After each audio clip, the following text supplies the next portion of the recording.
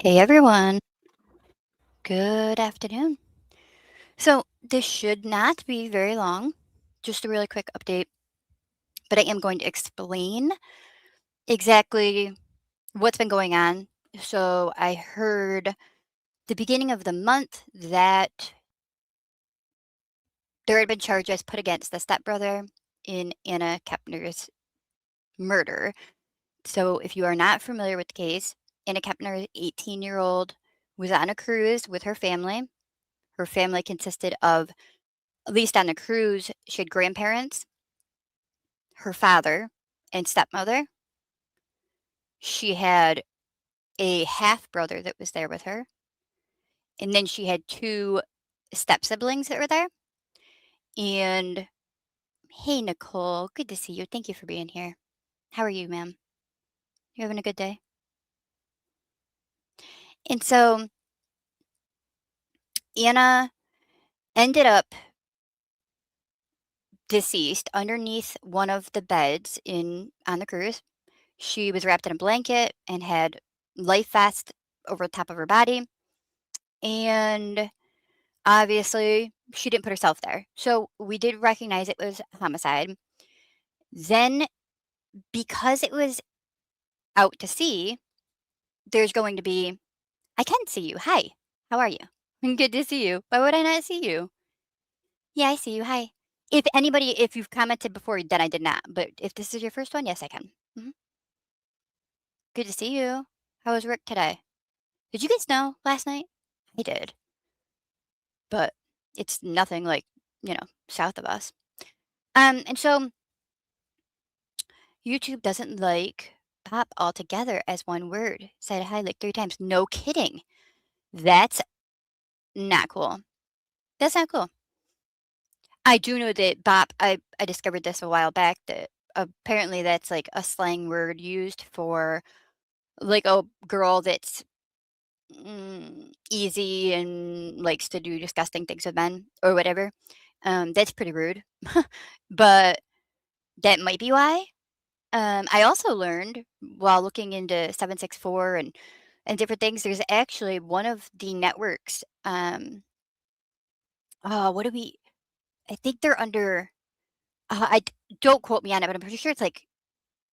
Oh my gosh, it's something that we say. I don't believe it's Bob. It was like true crime community or yeah, hashtag true crime or something like that. And I was like, what? No kidding. So I was like, I'm not adding that anymore. They're disappearing. What is going on? That is so weird. It removed your comment too? What is going on? I don't like that. That is not good. And it's not even in my StreamYard. All I have is Nicole, then Emmy, Nicole, Doodles, Emmy, and Nicole, and Emmy. Yo, they better chill. If they do some weird like censorship over just because I'm at Love Bop, that's crazy. That's something I'll definitely need to correct if that's going to be the problem. That's not good. Hi, Grandma Sherry. Good to see you. Good afternoon. Hey, NY. How are you? So, sorry for interrupting. I keep starting my story and then stopping it. All right. So, um, come to disregard all the rest of the bop and all that stuff. It's been happening everywhere. See, look, I interrupt myself again. Well, I'm glad it's not just me then. Okay, thank you. That makes me feel a little better. So ultimately, we ended up finding out. Oh, I know what I was saying. So it's going to be federal because of the fact that it was out to sea. So that brings in complication when we're dealing with a juvenile. The suspect that they were had been named at least suspect, but privately because again federal and juvenile happened to be Anna's stepbrother. Then more reporting came out from her ex-boyfriend, the ex-boyfriend's father, that the stepbrother had been inappropriate with her and had thought he was attracted to her, he had a crush on her. He had gotten on top of her in the middle of the night when the ex-boyfriend and her were on a FaceTime call, probably fell asleep together on the call. And so, um, he happened to be sharing the room with Anna and another sibling as well, but he didn't allow that sibling into the room that night. That was the last night she was seen alive. He was kept out, but he did hear noises that were happening inside of the room. So we found this stuff out through family court because of Anna's stepmother and the ex-husband. And so those step siblings, there's 3 of them. One is an adult and lives with the father, and the other 2 were still with Anna's stepmom and Anna's father. And so he was wanting custody of the 2. One of them happens to be the guy that they believe is responsible for her death. So, because of family court, he ended up asking for like an emergency, I need to be able to have my children because clearly they're not, you know, they're not safe in the hands of their mother. So that's how we ended up finding out any of the information we did. And again, here we are. So I had seen something in the beginning of February, and before going live on it, I check again and find out that Anna's biological mother was rescinding her statement and saying, "My apologies. I guess it wasn't official that he was charged with her homicide." So I'll go over that real quick with you. And we kind of wait. And then NY ends up posting something in Discord, and it all sounds just like what already happened in the beginning of the case. To the point I said, I want to hold off on this until I'm like more certain because it all just sounds like a repeat. Well, it kind of is a repeat. The father of the alleged and believed suspect is again asking for emergency custody over the youngest child.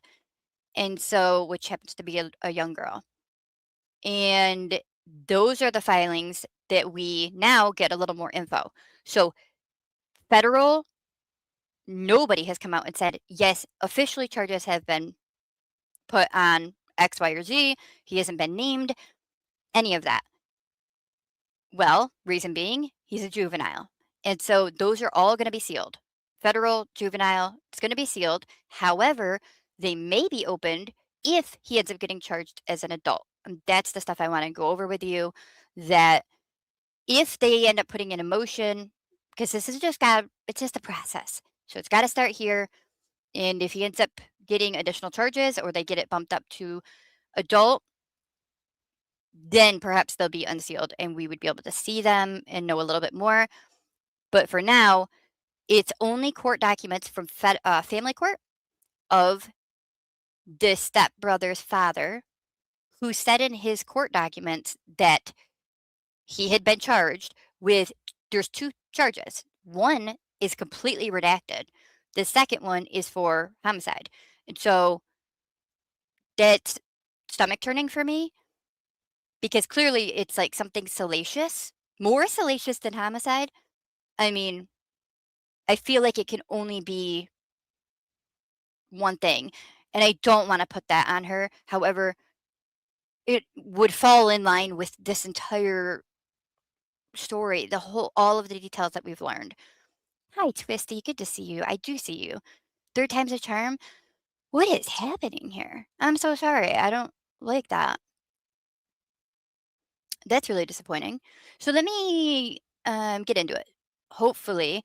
And also, I'll give you a quick update, just real quick. We're going to, I'm just gonna give you a quick update actually on yesterday's, if you were here for yesterday, with the 2-year-old that had been kidnapped. And as I had stated, that I didn't really like, that's why I don't put, if somebody's been found, a child, I will eventually delete the post to remove their picture or their name. That's also why I'm not putting, she wasn't on the picture, the thumbnail yesterday, or like any extra pictures other than what was put on any video clip that I played, because I don't, these, there's going to be a trail left, digital footprint of every single one of these people that we talk about. And I just don't want to contribute to it. So, as I had said, eventually, if my stream ends up, I get rid of it, that is why. And sure enough, the family has requested for media to please stop posting her photo. Totally understandable. And I hope that more people that cover missing or true crime do that as well. That's also why, like, if suspects, I don't even want to put their picture at all.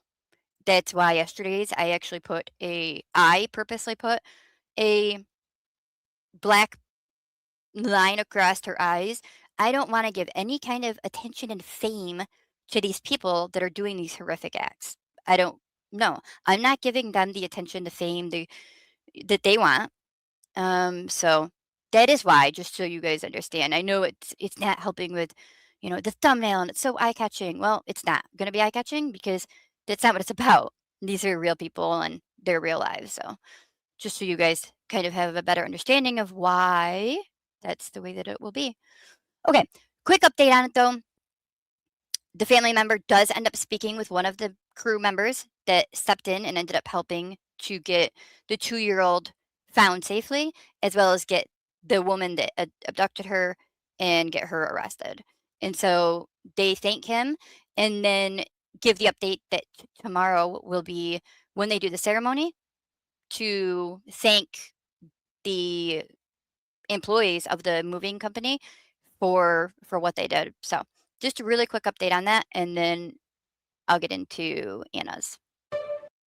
Because of you, you literally just made my family so happy to be able to get that call to say that Kehlani is safe. Tonight, a story you only see here on 12 News. The family of a 2-year-old kidnapped from her West Valley home is thanking one of the people who helped rescue her. Thank you for joining us for 12 News. I'm Troy Hayden. 2-year-old Kehlani Rogers is back home safe. She was reported missing for 24 hours from Avondale. Police say she was taken by a 23-year-old woman who's now been arrested and charged. 12 News journalist Chase Golightly joins us live outside the Avondale Police Department. And I can only imagine, Chase, how relieved this family was when they were able to get their little girl back.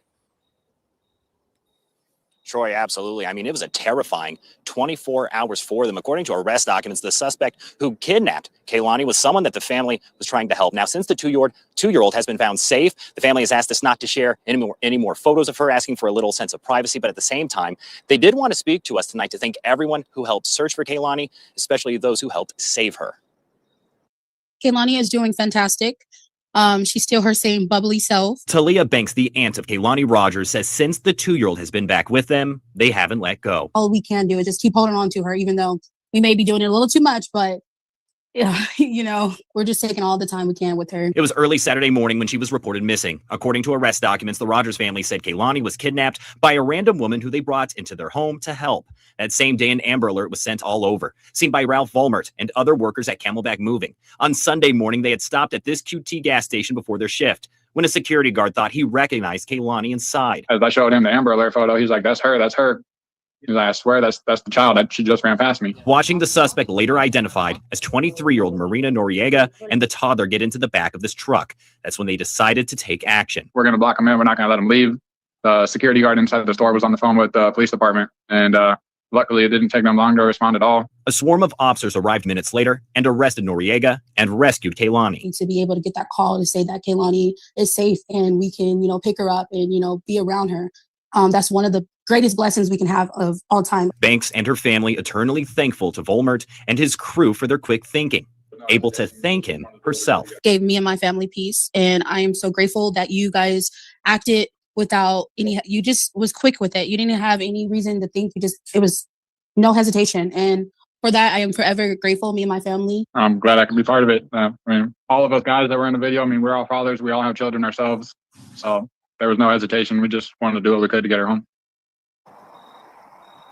Now, the Avondale Police Department announced today that they will be honoring that moving crew as well as the security team at the gas station this Thursday in a special ceremony to thank them for helping bring Kehlani back home. We're live in Avondale tonight.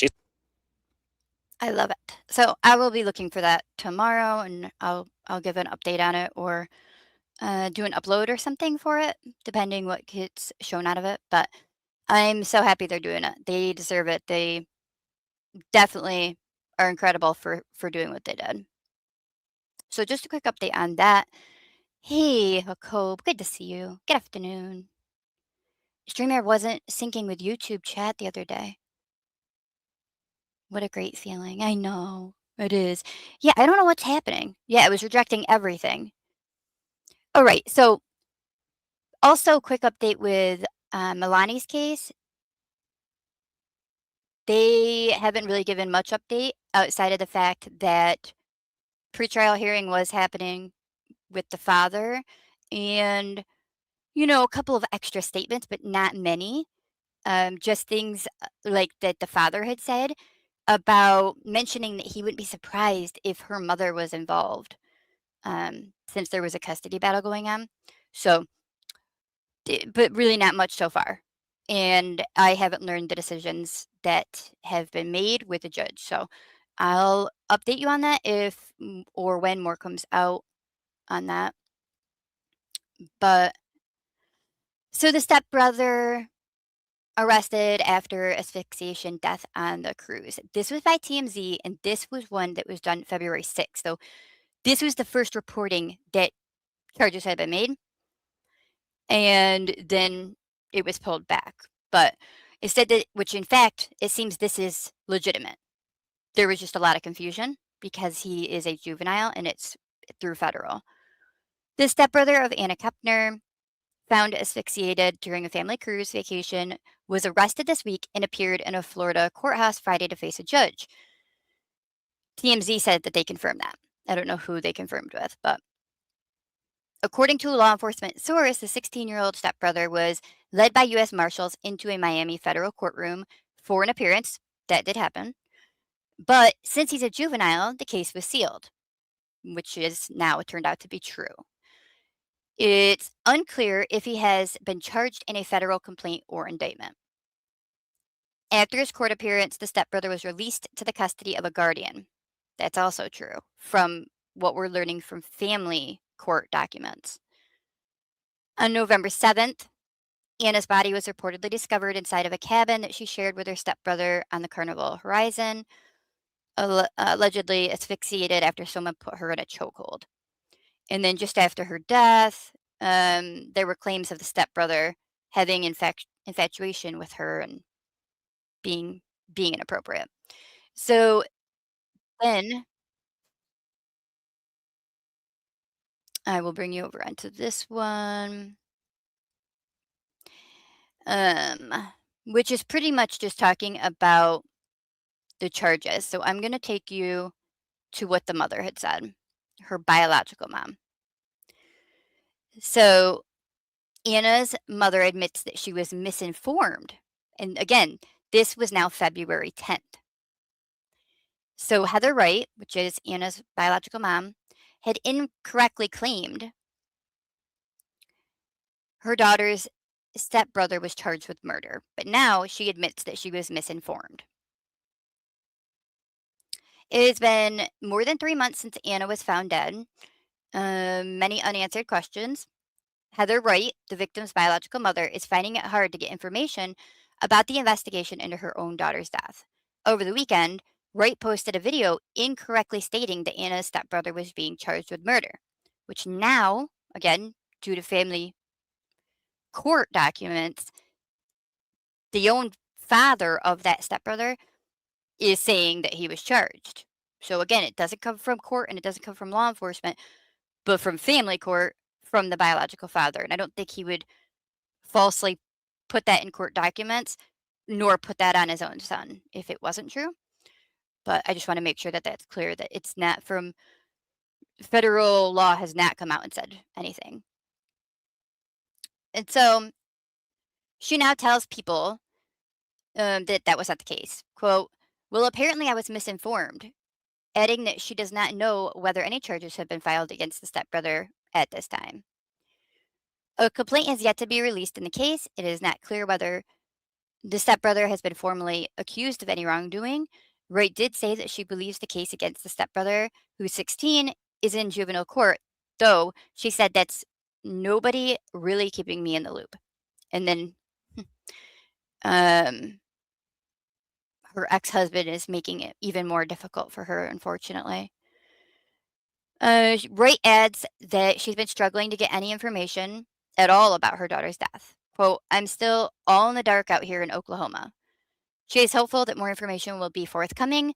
She says just days after the stepbrother made his first appearance in federal court, and that law enforcement told people that U.S. Marshals escorted 16-year-old to the U.S. District Court for the Southern District of Florida, February 6th, where he and his public defender appeared before a magistrate in a closed-door hearing. That did happen.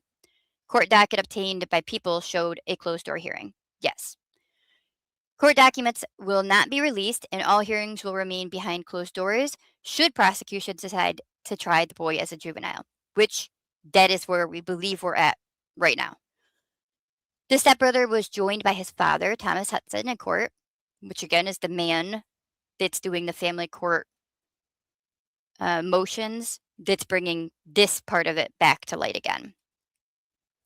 While his mother, Chantel, and her husband, Christopher, which is Anna's father, released a statement after the proceedings. And I actually have a full one of this that I will read to you instead of this shorter version. Now, where I put it, not quite positive where I put it, but I have it. Quite possibly.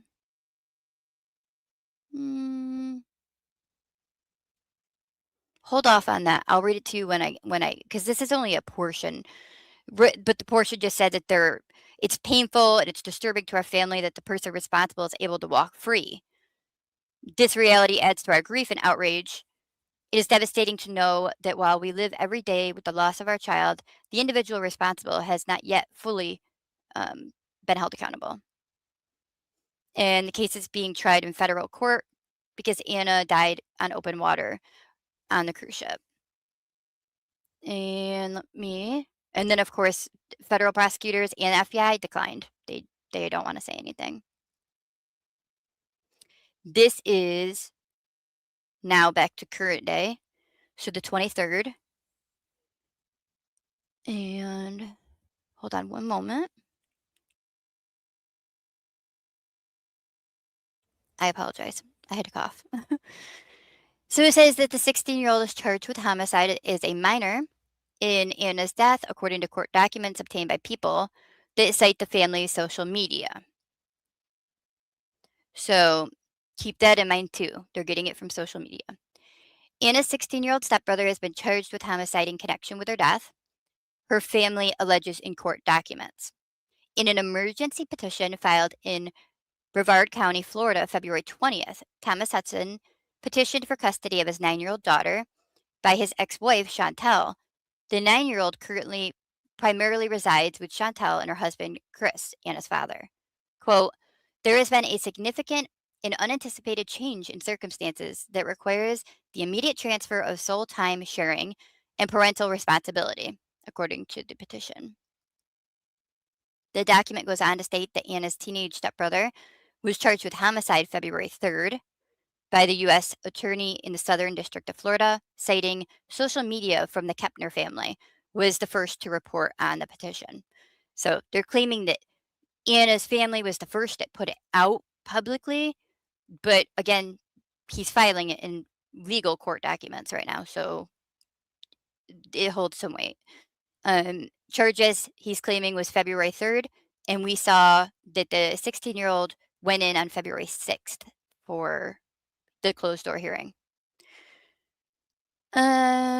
Quote, "Information has been obtained that will potentially call into question the judgment and parenting of Chantel and Chris," the February 20th petition alleges. Anna's 16-year-old stepbrother appeared in a federal court in Miami the 6th. Chantel and Chris released a statement after the proceeding, confirming that the stepbrother had been granted release and that the couple voiced their anger about the decision. Same part I had just read to you a moment ago. The law enforcement source said that the U.S. Marshal escorted the 16-year-old, where he and his public defender appeared before a magistrate in a closed-door hearing. The case is being tried in federal court because Anna died in open water. So a bit of a repeat on that one. And then I want you to just hear some of what's being discussed. So it is believed that more charges will come or that it will be bumped up into adult. He will be charged as adult.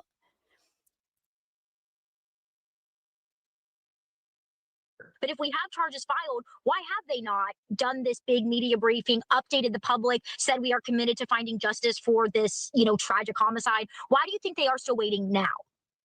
Quite simply put, I think there are going to be additional charges, perhaps some type of sex charges that we may see in the future on this case. The FBI has not publicly confirmed any charges in the case, but the suspect did go to court in Miami earlier this month, and more details could come out from there at this next family hearing. If you're the attorney on either side, you're going to use those court documents or the testimony, if in fact they were in the courtroom in that federal courthouse, to project into family court. So, it's going to be fireworks. Which again is exactly what's happened. They are absolutely projecting what's happening and putting it right into the family court. That is why we actually even know anything that we do know. And then I'm going to bring you over to this one, which is an attorney that's actually going to help explain a bit more on it. So I just wanted you to actually hear his professional opinion on all of this. And he also further explains why it's in federal, again, open water, starts as juvenile, and then it may bump up.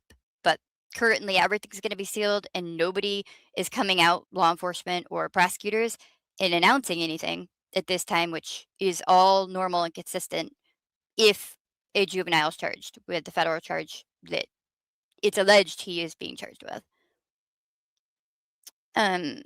Yeah, why not? Grimmie. Yeah, right. Oh, like, why not go ahead and put it in family documents? Now reportedly facing a homicide charge in federal court. Everything in his case is sealed. That's because he is a minor, and that appears to be the way he is being prosecuted to this point. Join us now to talk more about what could happen next is Dave Ehrenberg, former state attorney for Palm Beach County, Florida. Always good to see you, Dave. Thanks for being with us on Law and Crime. Thank you. The big question I think a lot of people have in this case is, why is it as a minor? He's 16. We see so many cases. I mean, there's a case in Pittsburgh right now, not a federal case, but the kid's 11 and he's facing a murder charge being tried as an adult. And yet it seems like in this case, this boy is very much almost being shielded and protected, some could say, at 16 years old, though it appears he's been charged with murder according to these court filings. Why is that? Well, the federal system is different than the state system where I come from. And the federal system does have a lot of protections until the young person is transferred into adult court. So I do think that day could still come. There are proceedings done under wraps. And once that person goes through the federal process of getting officially designated as someone who's going to be tried in adult court, it'll be secret until then. Now, I do think that eventually you're going to see a lot more here because this is such a high profile, awful case of alleged murder that, and it's not like it's a 12-year-old here who did this. This is someone who's close to the age of majority that I do think that he will be tried as an adult, but apparently it hasn't happened yet. Yeah, I mean, you go all the way back to November 8th when this story first began. And then here we are in 2026 and we're kind of still waiting to see that happen potentially. But even now just being charged, what do you make of that time frame? Because this was one where he's the only one reportedly who was seen going into this room. We know that she passed away from, some sort of armbar chokehold, that it appeared to have been a murder case. But however many months it's been, like just now we're hearing that on February 3rd, he was charged with murder. Yeah, well, this is different than in the state of Florida. So because it's a federal court, the prosecutor doesn't just direct file a 16-year-old into adult court for a capital offense. You can do that in the state of Florida. As a former state attorney, you can direct file, and the prosecutor has immense discretion. In the federal system, it's much harder. So first, every case involving a minor must begin as a juvenile delinquency proceeding. It's the default. And so that's why you're seeing this slow walk here. And then you have to file a motion within the U.S. Attorney's Office there for the Southern District of Florida to transfer the juvenile to adult court. And it's not automatic. So you have to certify that there's a substantial federal interest. And that just begins the process because unlike Florida's process, the judge is the gatekeeper, a federal judge. And here, apparently, it's Judge Beth Bloom will make the final call. The judge must find that transferring the 16-year-old to adult court is in the interest of justice after a formal hearing. So there's a whole process. It's slower, but eventually I think it's going to happen. Yeah, I do too. I hope so, at least. My fingers are crossed on that. I'm going to pause and bring you over to the statement I was discussing about Anna's father and allegedly also the stepmother is included with this. So this would be what they both feel in regards to the stepbrother of Anna. So full statement says, we would like to express our sincere gratitude to the Federal Bureau of Investigation and the Department of Justice for their dedication, professionalism, and thoroughness in the investigation into the murder of our daughter. We appreciate the seriousness, care, and integrity with which this case has been handled. The loss of our daughter is a pain that will never fully heal. She was taken from us in a violent and senseless way, and our family has been permanently changed. Our grief is overwhelming, and her absence is felt in every part of our lives. No parent should ever have to bury their child, and no words can fully express the depth of our loss. We believe in accountability and in the importance of justice being carried out. Our daughter deserves justice, and her life deserves to be honored through a full and fair legal process. We are grateful to the investigators and prosecutors who have worked to uncover the truth and to ensure that this crime is treated with the seriousness it warrants. At this time, it is deeply painful and disturbing to our family that the person responsible is able to walk freely. This reality adds to our grief and outrage. It is devastating to know that while we live every day with the loss of our child, the individual responsible has not yet been fully held accountable. This only strengthens our resolve to continue seeking justice for our daughter. And I just want to remind you, this was Friday, February 6th. So the same day that we saw the stepbrother go in and out of the closed door hearing. During this investigation, we were advised by the FBI to remain quiet. We respected that request out of trust in the process and in hope that it would help the investigation. However, as grieving parents who continue to live with unanswered questions and ongoing pain, we could no longer remain silent. Our daughter's life matters, and we will continue to speak out to honor her, to seek accountability, and to ensure that her case is not forgotten. While this tragedy has deeply hurt our family, we will not let it tear us apart. Our focus remains on honoring our daughter's memory and seeking justice for her. We thank the FBI and the Department of Justice for their continued efforts, dedication, and commitment to this case. So that was the full statement. Now, what's being alleged in the family court documents is that the biological father of the stepbrother is saying that the Kepners have posted things about wanting to see the stepbrother buried and nailed shut or something along those lines, and therefore is adding to like why they feel it's important to remove the, I don't know what you're going to call her, but the stepson's father, his youngest child. So the youngest step sister of Anna, that she may be in danger with the statements of being buried and it being nailed shut. So I just wanted to make sure I add that part in because that is part of the complaint with this emergency request that he has. And then I'll just bring you for the last little bit of what this attorney says.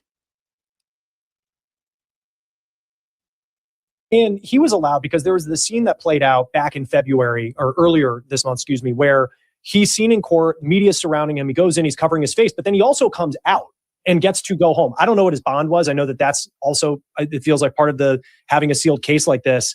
Why is it like, even if it's a murder charge, I mean, are you surprised that he would be allowed to go home where in so many cases we'll see people, I mean, certainly in adult court, it's rare for someone to be able to get bond in a murder case.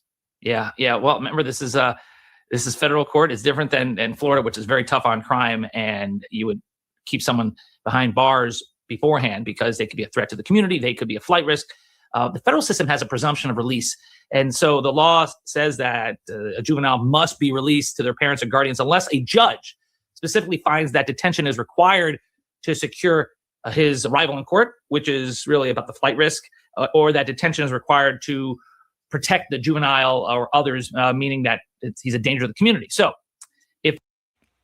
well, since it seems very specific and focused, like who he ended up harming, taking the life of, I mean, it was very specific. So I don't really, that being said, who knows if he could end up putting his focus on another person. But in this kind of scenario, it wouldn't seem like he's somebody that's going to be dangerous to the community as a whole. But, and I don't know if he's suffering with any kind of depression. I guess that'd be the only thing that I would most be concerned about. But I mean, they don't have any indication, and if it's presumption of release, like, you know. So the sooner that they can try to up this and get it to an adult charge would be really great. If the judge hasn't found him to be a flight risk, I don't think he's a flight risk, and thinks this is a one-off, like this is something where he was off his meds and he did something because he had opportunity, he was off his meds, and it was just something that was between the two of them instead of just a random act of violence, then they're not going to find him a danger to the community, and so they're going to let him go home. And also keep in mind, we have a lack of federal juvenile facilities. That's another reason why he wouldn't be kept, because where do you keep him? So I do think that this was to be expected, that he's allowed to go home, at least for now. That could change. Conditions of release could be altered at some point. And there's so much we don't I hope that wasn't loud. My bad. I apologize. I just scoffed right in your ear. I'm so sorry. know because the case is sealed. But then we have this custody hearing, custody case that's been playing out for a long time. And the medication part of it, his mom said that she did not give him medication because there's a nighttime pill that he needs to take for insomnia. How could that factor into the criminal case that's playing out if he was on some sort of medication? I don't know if he was in the custody hearing, they said ADHD and insomnia. I don't know if he's diagnosed with anything else, but the fact that if he didn't receive I'll just add with that, just off like the diagnosis alone doesn't make somebody go off and do something like this. I definitely think though that defense is definitely going to try to use that not having been on the medicine for a few days there. We know medicine can make people, let's say if it's an antipsychotic that's for somebody with depression, they're trying to help the depression. It can actually, especially with juveniles, it can do the opposite and actually cause someone to take their life, and instead of the opposite of like what their goal is. So, I mean, it definitely can have a part in it, but I mean, I don't know. I certainly hope that that isn't too strong of a case in this, because it's very evident that there was premeditation. He obviously had his eyes on a goal, and I hope that they're able to present that and prove that through testimony with the ex and the father, the ex's father there. On medicine or off medicine, I think that he was going to do this. That's just my own personal opinion on that. But the medication he should have had at night, how could that factor into a murder case like this? Well, this is going to be a critical part of the defense. I think they're going to try to argue what's called diminished capacity, or maybe involuntary intoxication. It's like, this is not to say he didn't do it. This is to say he didn't have the mens rea, the mental intent here, the intent to commit premeditated murder. That they're going to say it's something less than first degree premeditated murder because of the mother's failure to provide or manage the medication. So, you know, they could say, well, he blacked out. And they could say, well, you know, the mother was negligent, and so she should get some of the blame here. But I just, you know, we see this a lot in court. That it's the medication defense. And okay, well, she was negligent. I mean, whether they're able to actually put any charge against her or against Anna's father, I don't know. But at the end of the day, she was negligent when not giving the medicine. Oh, well, he went to bed before I gave it to him, or this or any. Well, listen, let's reverse a step further back, that they should have never put Anna in a room with that stepbrother to begin with. And they also shouldn't have even allowed them to be under the same roof in the home, to the point Anna didn't even have an actual real bedroom. No, it was brought to their attention that the stepbrother was being inappropriate in the middle of the night with Anna, and they chose to ignore it, to not find safety for Anna, allowed it to continue, and then went on to a cruise and made the dumb decision to allow them to be in the same room together without any other adult. Just another half brother was in there. No, again, whether any charges can be put, Probably not, but maybe something needs to change in the system because, again, not all cases of things like this happening, it's not the parents' fault. If they don't, you don't know what you don't know. But these people, and in other cases, as I said the first time I covered this, in my own personal life, when the parents know, it is their responsibility. And there should be accountability and consequence for neglecting your own parental role of not only any minor, but your minor. That's how I feel. You'll never change my mind on that. It's wrong. It's so wrong. Bad choices. Yes, Grandma Sherry. Really, really bad choices. Yeah. I understand it because it's what the defense has. It's not like they could say he didn't do it. I mean, pretty obvious he's the one who did it. Sorry, the evidence to me is overwhelming. Yeah. But as a prosecutor, you focus on the physicality of the crime. So for example, if you have a migraine or an ADHD imbalance, it doesn't teach someone how to apply a lethal bar hold to choke someone out. That's not something that happens because you have a little medication imbalance. These are coordinated, purposeful actions that suggest some clarity of mind, not a medical blackout. You can only. And also, again, there's two charges. One is redacted. The other is for her murder. They believe that they redacted the first one because of how salacious that it is. Again, we don't know, so I'm not claiming this as fact.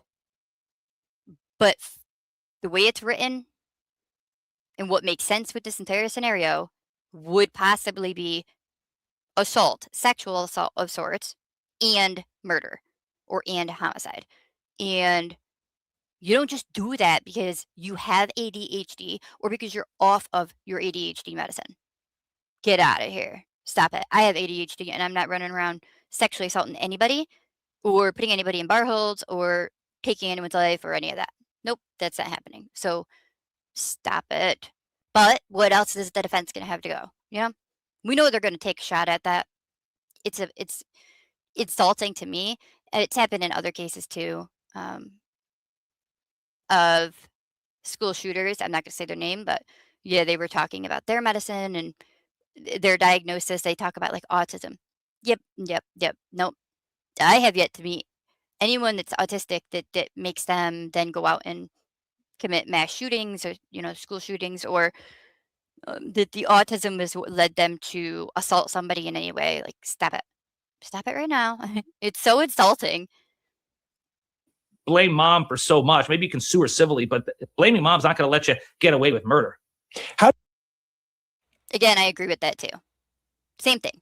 Back to the not all parents. Most of the time, parents are not responsible. It's the person that committed the act that's responsible. In some scenarios like these, yes, I do feel that they are, but that doesn't take him off the hook. He still did it. He's still just as wrong. Like, as angry as I am at my own parents, I'm just as pissed off at my stepbrother. Well, brothers. I'm still just, they did it. They're the one that did it. They're the ones that got the broken brain. But then you've got like the, negligence of the adults that were supposed to, ensure safety in the home. So yeah, it doesn't get him off the hook. We'll listen to what's this next question. How do you as a prosecutor take that on? Like where, how much do you have to prepare, especially in a case like this where he was the only other person apparently that went into the room. We know how she died. It wasn't something that, according to everything we have, like she couldn't have done it to herself. So right. Like I said in the beginning, you're not wrapping yourself in a blanket and putting life vest over top of you and stuffing yourself under a bed. Stop that. Also, there's going to be a testimony, which is unfortunate that her half-brother is going to have to go through this, but he'll have testimony of the fact that he was trying to get in the room and that the only two that were in the room at that time were the stepbrother and her, and that he was prevented from getting in, that he heard slamming noises, and that he even heard some words being spoken about shut the heck up, Anna, or what have you, like shut your mouth or be quiet. Wow. So, I mean, I think between that, the testimony of the ex about past behaviors, I think prosecution's going to have a great case. It's just unfortunate that federal charges for juvenile, if it stays this way, are just bogus. And You know, as they said, they have nowhere to even keep people that are juvenile in federal. It's not good. It's definitely a gap that, man, like, don't let people get away with horrific things like this because there's gaps in the system. You know, it's very strong case for the prosecution in that way. Like, how much of a concern would the medication argument be for you if you were the prosecutor on this? Well, keep an eye on the toxicology report. If the young man's blood work comes back and shows a lack of prescribed medication or the presence of alcohol, remember the father is saying, well, he mixed alcohol, he was underage, but it was drinking. Again, shifting the blame to the parents. The alcohol plus the meds could have created this reaction. But that, as a prosecutor, would only get you concerned because you could lose the top charge, first-degree premeditated murder. But I don't think you have to worry about him going free, because I do think that he's still subject to a conviction on a lesser charge. And maybe that is the appropriate result here. But ultimately, you want to do justice for this poor victim. And I just think, as a prosecutor, the evidence is what it is. I mean, he had every chance to avoid this. He actually went back to the room with her and then voluntarily put her in some sort of chokehold. And afterwards, he said he doesn't remember it. But, you know, this kind of guy had been alleged by, remember, her ex-boyfriend, the victim's ex-boyfriend, right, for being creepy. And it seems like this is a guy who, it was just a one-time blackout because of meds. It sounds like he had some real issues over time. How long does it typically take? Like, now that he's been charged, and according to the custody case, it was on February 3rd, he was charged with murder. And at this point, as a juvenile, like, how long does the process typically take? And I know it can be a long time to get to him being charged as an adult. Well, the federal system can move very slowly. And I don't have a time frame on it, but it would be something that will frustrate all of us, because this case has been sitting out there for so long, and we're like waiting for justice, waiting for us to learn what's going on. Instead, we have to read the tea leaves from a separate civil family case. Right. So I don't have a time frame on it. It depends. Also, the defendant could invoke speedy trial, but after he's charged, so we don't know if that's happened yet. So I just don't have that time frame yet. If the defense, that could be an approach from the defense, is actually to try to push for a speedy trial in hopes that that doesn't give prosecution enough time to try to get the charges up to adult and what have you. That could be an approach they try. I hope not. But on the flip side, if prosecution's got the evidence they need to try to push for that adult charge, then go ahead, do it. Let's move it along. That would be fantastic. But anyways, all right, let me take that one down. Anyways, that's pretty much it. Hey, B, good to see you. Hi. I meant to say hi to you the other day. Like, I think I highlighted your comment. My brain said hello, but I was playing audio. And by the time I came back, my brain did not say hi. So I apologize. Hi. Hope you're doing well. Anyways, that's pretty much just currently the update where it stands. It's not a whole lot more to it. I can, let me look at this right quick. Okay, there isn't even an update yet on Melina's case. And so I'll give you guys, as I end up learning more, if anything else is coming out. It does say the 20th is when that father had put in with the family court system to try to get the youngest child there, but I don't know when they're actually going to have it. They don't have dates on, like, anything for anything, especially all of the federal stuff. So we don't know. If more comes out and it seems like there's enough behind it for me to come and share it with you, I will. But again, I held off this whole month wanting to ensure this actually lined up and made sense. And so, again, while it hasn't been said, we haven't seen the court federal documents, and no federal prosecutors come out and said anything, which is what I would prefer and normally wait for. The type of things that have been put into the court filings through the family definitely matching with him walking into the closed hearing and what Anna's father said. It all lines up that I feel fairly confident to at least bring it to you and share it with you. So that is why I did finally do that. But yeah, so we will see. I'll let you know if there's updates. I will bring you over to, I haven't made a video out of it or anything yet, but definitely cute, funny made me laugh anyway. I did see it in the middle of the night, but it is actually a woman who, and I'll drop their page too. Milo and Sky are their names, and he joined me. He joined my immersive interactive warm up.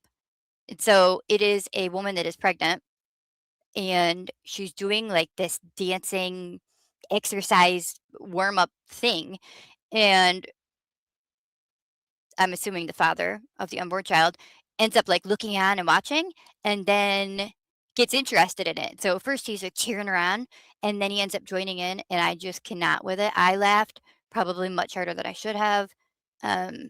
Maybe not. Maybe I should laugh harder this time, but it was seriously so funny. Oh, where am I going with this? Come back. All right. Anyways, I hope that you enjoy it. I hope you get a giggle, and I will come back if there's further details with Melina's case and or tomorrow or whenever. So I'll be around. I also have something to do tomorrow night too, don't I? I don't know what day we're on. I think I do, but I've been coming on earlier. So thanks for being here, y'all. I appreciate you. Thanks for the support. Appreciate it very, very much. Thank you, moderators, for being here. Thanks, everyone. Why is this not showing the tab? There it is. All right. Enjoy, y'all. Have a great day. Okay, love you. Bye. What is this? What? What is this? It's my workout. You doing good? Go. Hey. This is a workout?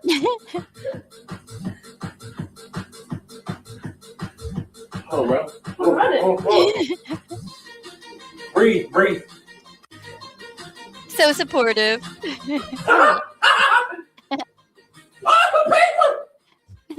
I love keep doing that until the next one? Yeah.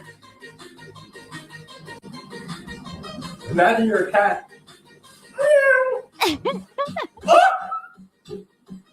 What the heck? We smacking them! Come on! Smack it! Smack it!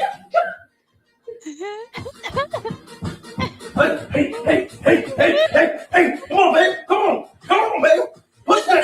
Push that! Push that! Oh my gosh. Hey, you didn't do it right. You do this. Hey. You're gonna push him out. Oh. I completed the workout for the day. They got me dancing almost out of my robe, babe.